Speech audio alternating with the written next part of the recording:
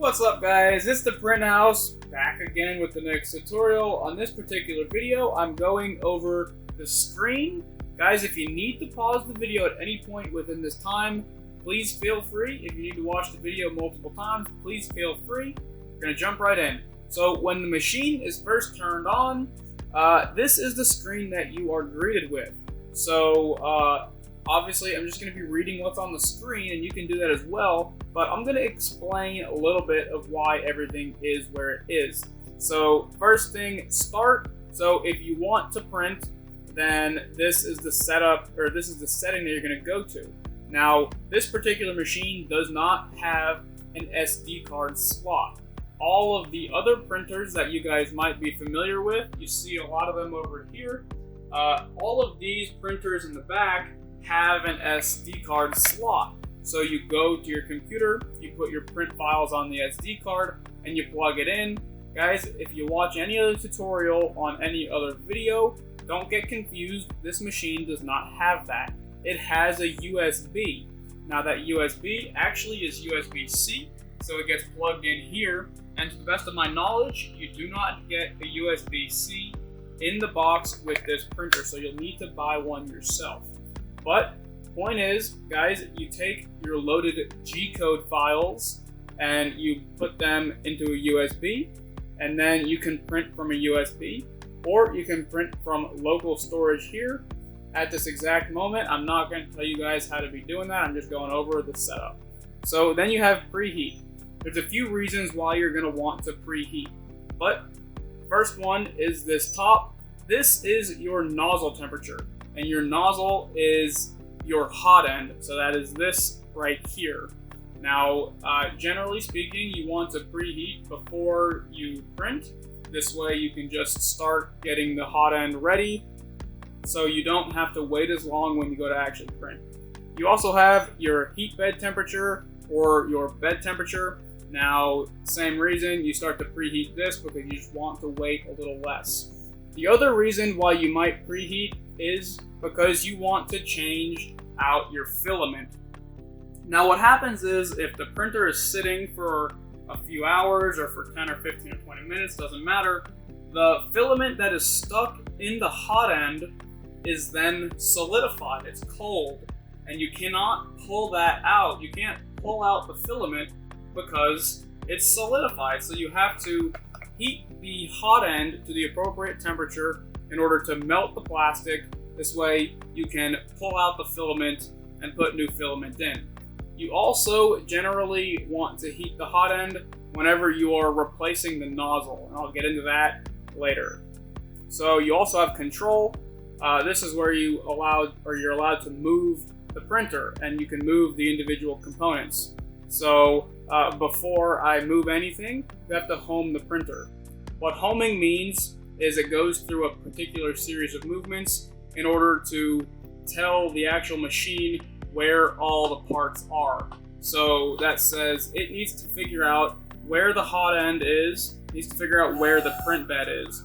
Once it can do that, then you can start to move the actual components, because the potential for you to move the hot end into a location that's impossible exists. So first off, it needs to know where it is before it allows you to move.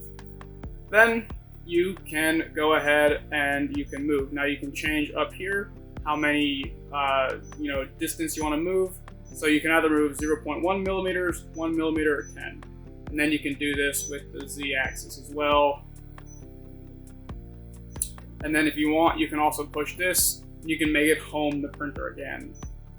You also have auto leveling.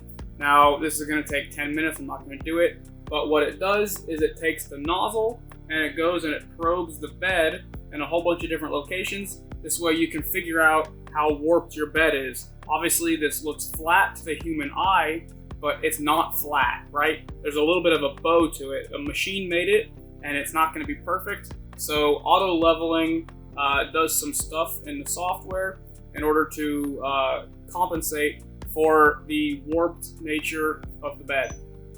Extrude, if you want to pull some filament from your filament roll through the hot end for some reason, that's what happens on the extrude menu. Now once again, you have to set your nozzle temperature in order to extrude first. You can't just pull cold filament through the hot end. It has to be hot and it has to be able to be melted first. So the very first thing you need to do is heat the hot end. And as you can see on my particular printer, the hot end was not hot, so it doesn't allow me to. So before you could ever extrude filament, it's going to force you to do that. And then it also gives you a length. That length is how many millimeters of filament you wish to extrude. Then you have lock motor. This, when the machine is on, it doesn't allow you to move the motors. If you unlock it and you have to move it for some reason, this is how you do that. It locks it electronically. And then you have a Z offset. Now, the Z offset is the distance that the hot end is from the print surface. As you can see right now, there's this much distance between the nozzle and the print surface. So the Z offset is, if your nozzle is supposed to be touching the bed, how many millimeters off of the bed is that? Z offset is incredibly important. We're going to go over it in a different video, but by default, you probably want to have your Z offset somewhere in the neighborhood of 0.2 to 0.3. And then you have your settings up here. Guys, this is for getting your Wi-Fi enabled, so you can use the AnkerMake app or you can use the computer app. You've got language, firmware. This is how you can upgrade your firmware. Anker will regularly push updates. On custom, this is going to allow you to turn off the light. That light is located over here. You can see when I turn it back on, it turns on, and now it's off. You've also got Fahrenheit and Celsius over here. Guys, I would highly recommend you leave this in Celsius. Everything is done in Celsius.